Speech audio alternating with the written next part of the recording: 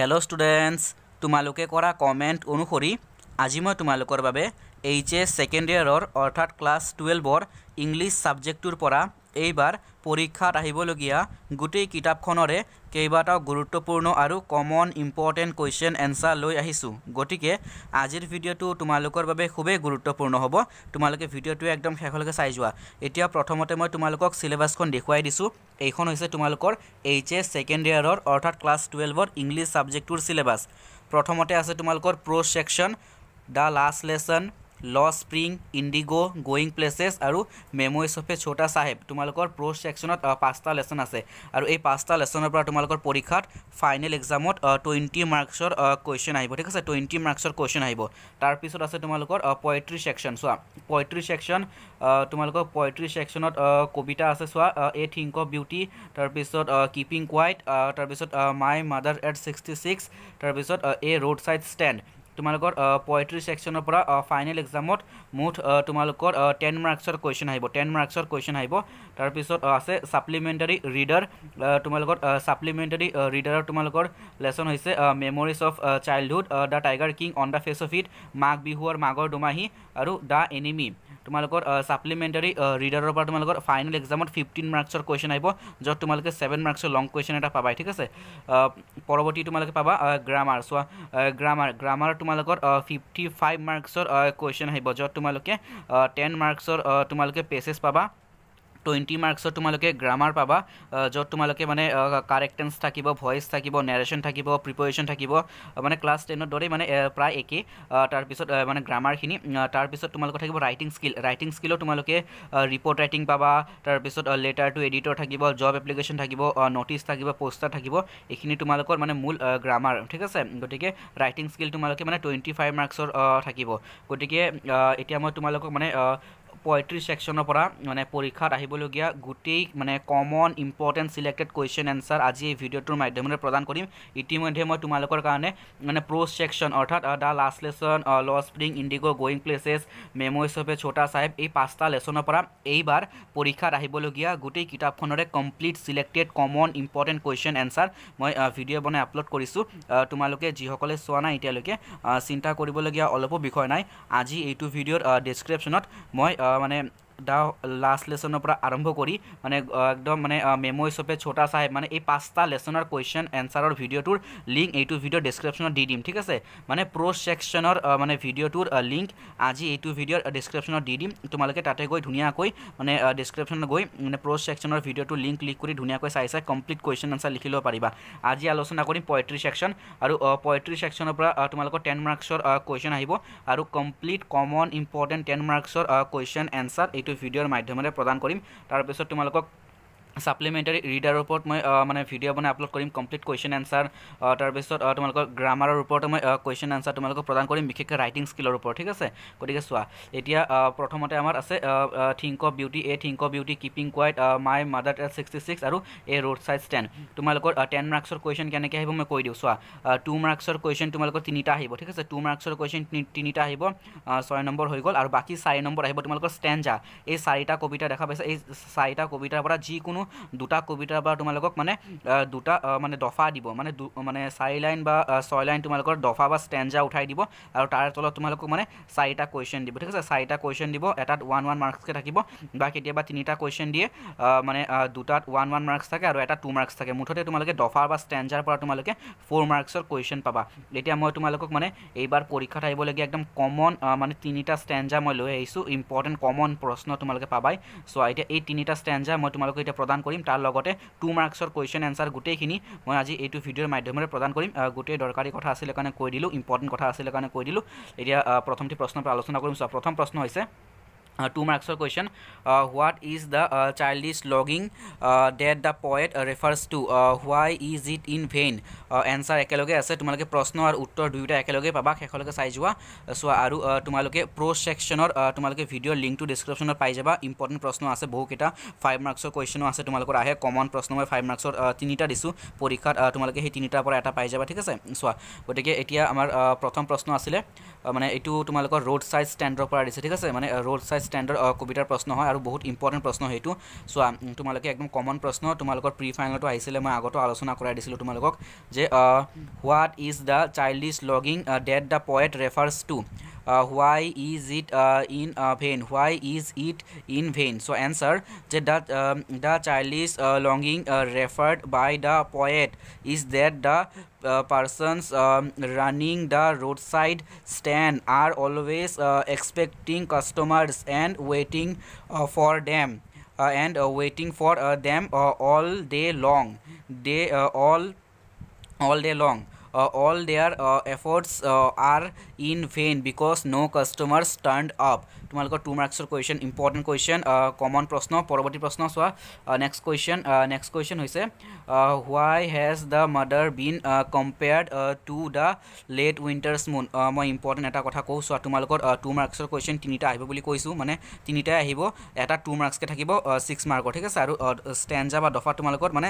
4 marks থাকিব তোমালোকৰ 2 মাৰ্কছৰ কোৱেশ্চন 5টা দিব মানে 5টাৰ পৰা যিকোনো মানে তিনিটা লিখিব লাগে ঠিক আছে গতিকে অপশ্যন পাবা তোমালোকে চোৱা এতিয়া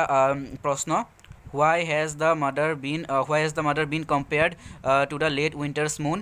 তোমালোকৰ মানে প্ৰশ্ন আৰু উত্তৰ একেলগে দিয়া আছে চোৱা the poet's mother's face been compared to the late winter's moon because her face is pale and has lost the shine similarly the late winter's moon looks blue and hazy it two legs shine তোমালোকৰ 2 মাৰ্কছৰ question answer তোমালোকক একেলগে দিয়া আছে দুইটা answer আৰু মানে answer তোমালোকে ইয়াৰ পৰা ধুনিয়াকৈ লিখিবা 2 মাৰ্কছৰ কোৱেশ্চন চোৱা next question why has the very important প্ৰশ্ন চোৱা why has the poet brought in the image of the merry children spilling out of their homes 2 মাৰ্কছৰ question the poet has brought ইয়াৰ পৰা আৰম্ভ কৰিবা একদম age mother লিখিবা ঠিক আছে age mother তোমালোকে এই মানে একদম শেষলৈ লিখিবা 5 লাইন 2 মাৰ্কছৰ কোৱেশ্চন নেক্সট কোৱেশ্চনলৈ গৈ আছো নেক্সট কোৱেশ্চন হৈছে প্ৰশ্ন আৰু উত্তৰ তোমালোকে একেলগে পাবা শেষলৈকে চাই যোৱা চোৱা what are the merry children spilling out of their homes symbolic of merry children spilling out of their homes symbolics the spring of life ইয়াৰ পৰা লিখিবা একদম শেষলৈকে অফ লাইফলৈ লিখিবা ইতিমধ্যে মই এই প্ৰশ্নটো আলোচনা কৰাই দিছোঁ এই প্ৰশ্নটো এনসাৰ একে হয় প্ৰশ্নটো দুই ধৰণে আহিছিলে মই এইকাৰণে দুটাই প্ৰশ্ন দি দিছোঁ পুৰণি কুৱেশ্চন পেপাৰত এই দুটা প্ৰশ্ন আহি গৈছিলে ঠিক আছে why has the poet brought in the image of the merry children spilling out of their homes এই প্ৰশ্নটো আৰু এই প্ৰশ্নটো একে ইয়াতে সুধিছে সিম্বলিক অফ ঠিক আছে গতিকে তোমালোকে দুইটা প্ৰশ্নৰ মানে একে হয় তোমালোকে ধুনিয়াকৈ এনসাৰ লিখিবা এতিয়া নেক্সট কোৱেশ্চন মই উত্তৰটো ইয়াতে মানে ছুটিকৈ আছে মানে 3 লাইনত আছে প্ৰায় আঢ়াই লাইন গতিকে তোমালোকে ধুনিয়াকৈ চাবা তোমালোকৰ যিটো সুবিধা হয় তোমালোকে ধুনিয়াকৈ লিখিবা next question So, what is the significance of the parting words of the speaker and her smile in My Mother at 66? By the parting words, ইয়াৰ পৰা আৰম্ভ কৰিবা একদম শেষলৈ লিখিবা emotions by smiling ঠিক আছে emotions by smiling লৈ লিখিবা নেক্সট কোৱেশ্চন তোমালোকে এই কটা মানে এই কেইটা কোৱেশ্চনৰ ভিতৰতে তোমালোকে পাবা ঠিক আছে ইম্পৰ্টেণ্ট কোৱেশ্চন নেক্সট কোৱেশ্চন এইটো তোমালোকৰ 2019ত আহিছিলে 2019ৰ ফাইনেল এক্সামত আহিছিলে describe the things that cause suffering and pain mentioned by kids in A Think of Beauty according to kids ইয়াৰ পৰা আৰম্ভ কৰিবা একদম শেষলৈ লিখিবা তাৰ পিছত নেক্সট কোৱেশ্চনলৈ গৈ আছো আৰু 2019ত আহিছিলে ঠিক আছে 2019ত আহিছিলে কোৱেশ্চনটো 2 মাৰ্কছৰ হিচাপে আহিছিলে next question how is a think of beauty joy forever 2 মাৰ্কছৰ কোৱেশ্চন হিচাপে এইটো তোমালোকৰ 2017ত আহিছিলে 19ত আহিছিলে ইম্পৰ্টেণ্ট কোৱেশ্চন দুবাৰ আহিছিলে তোমালোকৰ ইউনিট টেষ্টতো আহিছিলে মই আগতেও আলোচনা কৰাই দিছিলোঁ প্ৰশ্নটো how is a think of beauty joy forever next question what is in the news mentioned in a roadside stand তোমালোকে roadside standৰ পৰা এই কোৱেশ্চনটো আহিছিলে it is in the news ইয়াৰ পৰা আৰম্ভ কৰিবা এণ্ড দ্য ষ্ট'ৰ লিখিবা ঠিক আছে এণ্ড দ্য ষ্ট'ৰ তোমালোকৰ 2 মাৰ্কছৰ কুৱেশ্যন মই ৰোড ছাইড ষ্টেণ্ডৰ পৰা তিনিটা কুৱেশ্যন দিছোঁ প্ৰথমে এটা আলোচনা কৰাই দিছিলোঁ তাৰ চাইল্ডিছ লগিংটো প্ৰথমে আলোচনা কৰাই দিছোঁ আৰু নেক্সট হ'ল এইটো আৰু মই আৰু দুটা দিছোঁ এইটো এটা আৰু লাষ্টত এটা আছে এইটো এটা ইম্পৰ্টেণ্ট এই চাৰিটা ৰোড ছাইড ষ্টেণ্ডৰ পৰা 2 মাৰ্কছৰ কুৱেশ্যন এই চাৰিটাই দিছোঁ এইকেইটাৰ ভিতৰতে তোমালোকে মানে কমন পাবা ঠিক আছে মানে এইকেইটাৰ ভিতৰতে তোমালোকৰ প্ৰশ্ন হ'বই মানে গোটেই কবিতাৰ মূল কথা এই মানে এই চাৰিটা প্ৰশ্নতে আছে ঠিক আছে এই চাৰিটা প্ৰশ্নতে মানে গোটেই মানে সোমাই আছে কথা কুৱেশ্যনৰ এনচাৰ একেলগে তোমালোকে ইয়াৰ পৰা ধুনীয়াকৈ লিখি ল'বা next question why do the people running the roadside stand ask for some city money 2 মাৰ্কছৰ কুৱেশ্যন নেক্সট কুৱেশ্যন চোৱা ৰোড ছাইড ষ্টেণ্ডৰ হাউ ডিড দ্য ট্ৰেভেলাৰ্ছ এইটো ইম্পৰ্টেণ্ট এইবাৰৰ কাৰণে খুব important how did the travellers on the highways react to the roadside stand 2 মাৰ্কছৰ question এতিয়া আমি নেক্সট আমি গৈ আছোঁ মানে দফা মানে ষ্টেঞ্জা পেৰেগ্ৰাফ ষ্টেঞ্জালৈ গৈছোঁ চোৱা ষ্টেঞ্জা মই তোমালোকক তিনিটা দিছোঁ ঠিক আছে দফা তোমালোকৰ মানে তিনিটা কবিতাৰ পৰা দিছোঁ তিনিটা কবিতাৰ পৰা তোমালোকে মানে যিকোনো এটাৰ পৰা তোমালোকে কমন পাবাই আৰু তোমালোকৰ মানে পৰীক্ষাত ষ্টেঞ্জা দুটা আহিব যিকোনো এটা লিখিব দিয়ে মানে অৰ থাকে তোমালোকৰ ঠিক আছে অপশ্যন থাকে অৰ থাকে আৰু 4 মাৰ্কছ থাকিব চোৱা এতিয়া দফা মই দেখাই দিছোঁ যে driving from my parents home to Cochin airport ঠিক আছে এই কোচিন এটা এয়াৰপৰ্ট হয় কোচিন এয়াৰপৰ্ট হয় driving from my parents home to Cochin last Friday morning এই ধৰণে তোমালোকক মানে 6 লাইন বা 5 লাইন এই ধৰণে তোমালোকক মানে দফা দিয়া থাকিব মানে 4-5 লাইন মান তোমালোকক মানে কবিতা উঠাই দিব যিকোনো এটা কবিতাৰ পৰা 4-5 লাইন উঠাই দিব আৰু তলত তোমালোকক মানে প্ৰশ্ন দিয়া থাকিব চোৱা প্ৰশ্ন দিয়া আছে 1 2 3 4 মানে 4টা প্ৰশ্ন দিয়া থাকিব ঠিক আছে কেতিয়াবা 4টা প্ৰশ্ন দিয়ে কেতিয়াবা 3টা দিয়ে ঠিক আছে চোৱা যেতিয়া তোমালোকক 3টা প্ৰশ্ন দিব তেতিয়া মানে দুটা প্ৰশ্নত 1 মাৰ্কছ থাকিব আৰু শেষৰ প্ৰশ্নটোত 2 মাৰ্কছ থাকিব মুঠতে 4 মাৰ্কছ থাকিব তোমালোকৰ চোৱা এতিয়া প্ৰশ্নৰ উত্তৰখিনি তোমালোকে ইয়াৰ পৰা ধুনীয়াকৈ লিখিব পাৰিবা কেৱল 1 নম্বৰ উত্তৰটো মই কৈ দিওঁ where was the poet driving two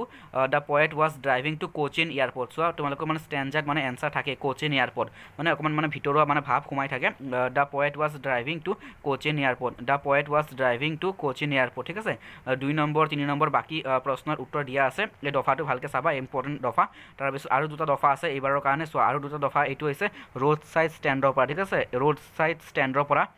road side stand কবিতাটোৰ পৰা The police traffic passed with a mind ahead এইটো তোমালোকৰ আছে ৰোড ছাইড ষ্টেণ্ডৰ পৰা মানে মাজৰ কবিতাৰ পৰা দফা এইটো উঠাই দিছে চ' ইম্পৰ্টেণ্ট তোমালোকৰ মানে এই মানে দফাটোৰ কমপ্লিট এনচাৰ তোমালোকৰ মানে দিয়া হৈছে 1 2 তাৰপিছত 3 ঠিক আছে 1 2 ইয়াতে আছে 3 and 4 তোমালোকে মানে 4টা প্ৰশ্ন দিয়া আছে 4টাতে 1 মাৰ্কছকৈ আছে আৰু এইটো তোমালোকৰ মানে প্ৰি ফাইনেলত আহিছিলে সেইকাৰণে মই এইটো দিছোঁ ইম্পৰ্টেণ্ট প্ৰশ্ন তোমালোকৰ নেক্সট কুৱেশ্যন হ'ল নেক্সট দফা চোৱা those who prepare green words এইটো তোমালোকৰ মানে কিপিং কোৱাইটৰ পৰা দিছে ঠিক আছে কিপিং কোৱাইটৰ পৰা তোমালোকে এই 3টা কবিতাৰ পৰা দফা তোমালোকে ধুনীয়াকৈ চাবা মই যেনেকৈ দিছোঁ কিপিং কোৱাইটৰ পৰা those who prepare green words doing nothing শেষলৈকে ডুইং নাথিং তোমালোকক মানে এই দফাটো উঠাই দিছে আৰু প্ৰশ্ন দিছে চোৱা তোমালোকৰ প্ৰশ্ন 1 2 3 4 তোমালোকে দেখা পাইছা 5টা প্ৰশ্ন দিছে তোমালোকক 5টা প্ৰশ্নৰ পৰা তোমালোকে মানে ইয়াতে চোৱা প্ৰথমতে প্ৰশ্ন আছে তোমালোকৰ what are the different kinds of words mentioned by the poet in the passage চোৱা এই প্ৰশ্নটোৰ উত্তৰ মই দেখুৱাই দিছোঁ মানে শেষত আছে চোৱা এই প্ৰশ্নটোৰ উত্তৰ এইটো যে what is Pablo Neruda's opinion about different kinds of words মানে সেই প্ৰশ্নৰ উত্তৰ এইটো হ'ব ঠিক আছে আৰু এই প্ৰশ্নটো তোমালোকে 2 মাৰ্কছৰ হিচাপে এক্সট্ৰা হিচাপে পোৱাৰ সম্ভাৱনা বেছি আছে গতিকে তোমালোকে ষ্টেঞ্জাৰ পৰা চালে তোমালোকে 2 মাৰ্কছৰ প্ৰশ্ন হিচাপে চোৱা হৈ যাব ঠিক আছে গতিকে ইম্পৰ্টেণ্ট প্ৰশ্ন নেক্সট বাকী প্ৰশ্নবোৰৰ উত্তৰ দিয়াই আছে চোৱা আৰু ইয়াতে 5টা প্ৰশ্ন আছে মানে এই প্ৰশ্নটো এতিয়ালৈকে তোমালোকৰ মানে এই প্ৰশ্নটো অহা নাই তোমালোকৰ ঠিক আছে মানে পুৰণি কুৱেশ্যন পেপাৰ এতিয়ালৈকে অহা নাই কিন্তু এইটো খুব ইম্পৰ্টেণ্ট তোমালোকৰ মানে ইউনিট টেষ্টত আহিছিলে আৰু প্ৰি ফাইনেলতো আহিছিলে আৰু তোমালোকৰ এইটো মানে মডেল কুৱেশ্যনতো আছিলে ঠিক আছে খুব ইম্পৰ্টেণ্ট প্ৰশ্ন আৰু CBSE চিলেবাছতো এইটো আহি গৈছিলে কুৱেশ্যন পেপাৰত ঠিক আছে CBSEৰ কুৱেশ্যন পেপাৰত এই প্ৰশ্নটো ইতিমধ্যে আহি গৈছিলে সেইকাৰণে মই এইটো দিছোঁ ইম্পৰ্টেণ্ট প্ৰশ্ন আৰু তোমালোকে এই মানে 5টা যিহেতু আছে 5টা প্ৰশ্ন চাই থবা এই 5টাৰ পৰা তোমালোকক যিকোনো তোমালোকক 4টা প্ৰশ্ন দিব আৰু ঠিক আছে যিকোনো 4টা প্ৰশ্ন ইয়াৰ পৰা দিব 5টা আছে দেখা পাইছা সিৰিয়ালি 5টা প্ৰশ্ন যিকোনো 4টা তোমালোকক মানে ইয়াৰ পৰা দিব গতিকে 5টা প্ৰশ্ন চাই থবা ঠিক আছে কমপ্লিট মানে প্ৰশ্নৰ মানে উত্তৰ গোটেই চাই থবা মানে 5টা প্ৰশ্নৰ মানে কমপ্লিট এনচাৰ চাই থবা যেহেতু 1 মাৰ্কছৰ হয় সিৰিয়ালি 1 মাৰ্কছৰ 5টা ঠিক আছে তোমালোকে যিকোনো 4টা তোমালোকে মানে পৰীক্ষাত প্ৰশ্ন পাবাই গতিকে 3টা দফা দিছোঁ এই 3টা দফা মানে 3টা ষ্টেঞ্জা ভালকৈ চাবা তোমালোকে আৰু গোটেই কমপ্লিট কুৱেশ্যন আনচাৰ আলোচনা কৰাই দিলোঁ তোমালোকে ভালদৰে চাবা আৰু সকলোৱে ভালদৰে পঢ়ি থাকিবা আৰু এই মানে what are the different kinds of words mention by the poet in the passage এইটো তোমালোকে 2 মাৰ্কছৰ কুৱেশ্যন হিচাপে পোৱাৰ সম্ভাৱনা আছে ঠিক আছে আৰু এনচাৰটো মই দেখুৱাই দিছোঁ যে কুৱেশ্যন নম্বৰ 8 আছে চোৱা এনচাৰটো হৈছে এইটো চোৱা দেখা পাইছা এনচাৰটো ইতিমধ্যে দেখুৱাই দিছোঁ যে what is the Pablo Neruda's opinion about different kinds of words এইটো তোমালোকৰ মানে কিপিং কোৱাইটৰ পৰা 2 মাৰ্কছৰ এক্সট্ৰা কুৱেশ্যন হিচাপে সম্ভাৱনা বেছি আছে গতিকে তোমালোকৰ মানে ষ্টেঞ্জা হিচাপে চালে 2 মাৰ্কছৰ প্ৰশ্ন হিচাপেও চোৱা হৈ যাব গতিকে তোমালোকে সকলোৱে ভালদৰে মানে পঢ়িবা সকলোৱে ভালদৰে পঢ়ি থাকা আৰু তোমালোকে পাৰিলে সকলোকে শ্বেয়াৰ কৰি দিবা তোমালোকৰ কলেজৰ লগৰবোৰক ক্লাছমেটবোৰক সকলোকে শ্বেয়াৰ কৰি দিবা আৰু সকলোৱে ভালদৰে পঢ়ি থাকিবা ইয়াৰ পিছত মই তোমালোকক পলিটিকেল ছায়েন্সৰ ওপৰত ভিডিঅ' আপলোড কৰিম ঠিক আছে পলিটিকেল ছায়েন্সৰ ওপৰত তোমালোকক মই মানে ভিডিঅ' বনাই আপলোড কৰিম মানে complete common important question answer সকলোৱে ভালদৰে পঢ়ি থাকা আৰু ভিডিঅ'টো চোৱাৰ কাৰণে সকলোকে যথেষ্ট ধন্যবাদ তোমালোকে ভিডিঅ'টো সকলোকে শ্বেয়াৰ কৰি দিবা তোমালোকৰ লগৰবোৰক কলেজৰ ক্লাছমেটবোৰক চিনাকিবোৰক সকলোকে শ্বেয়াৰ কৰি দিবা ঠিক আছে আৰু ভিডিঅ'টো চোৱাৰ কাৰণে সকলোকে যথেষ্ট ধন্যবাদ সকলোৱে ভালদৰে পঢ়ি থাকা আৰু আমি পুনৰ লগ পাম এটা নতুন ভিডিঅ'ত ভিডিঅ'টো আজি আমি ইয়াতে সামৰিছোঁ